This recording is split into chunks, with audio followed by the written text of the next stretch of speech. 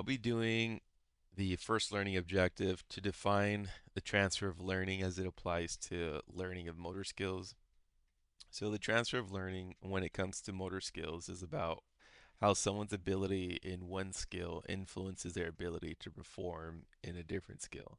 It's the idea that what you've already learned or practiced can either help, hurt, or have no impact at all on how you perform a new or different skill.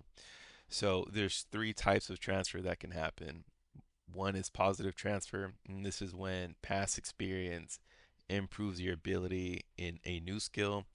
For example, a person who is a dancer trying to learn kickboxing might have positive transfer because dancers are typically skilled at footwork, balance, and coordinating their body as it moves, which are similar skills to kickboxing, where a person needs to be able to shift their stance, maintain balance while moving and throwing strikes.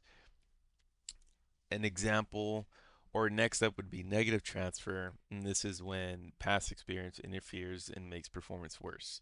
So, a good example of this would be to imagine after years of typing on a specific keyboard and then having to switch to a different keyboard that has a different layout of letters and symbols. Both are similar actions, but the new layout would cause more mistakes and time to accomplish a writing task. And then there's neutral transfer, and this is when past experience has no effect at all.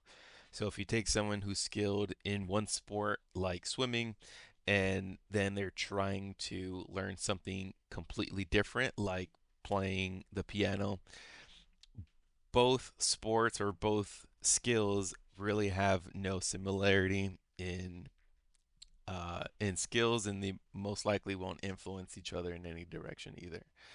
So, for a transfer to actually be measured, the skill that's being performed has to change in some way. And that doesn't mean that the activity has to be completely different, but the skill itself has to be different enough to test whether the previous learning has an effect.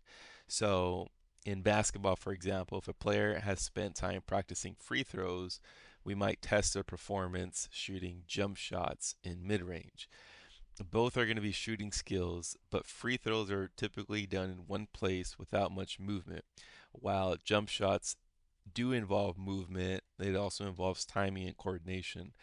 So, testing whether their ability to be good at free throws improves their mid range shooting ability is one way to measure transfer.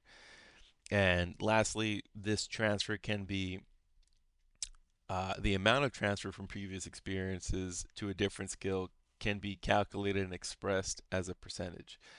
This is done by comparing two groups, one that has practiced a related skill and one that has not. And both groups are then tested on the same new skill, and the difference in their performance shows how much the prior practice helped. And this difference is expressed as a percentage, and it represents the amount of transfer that occurred.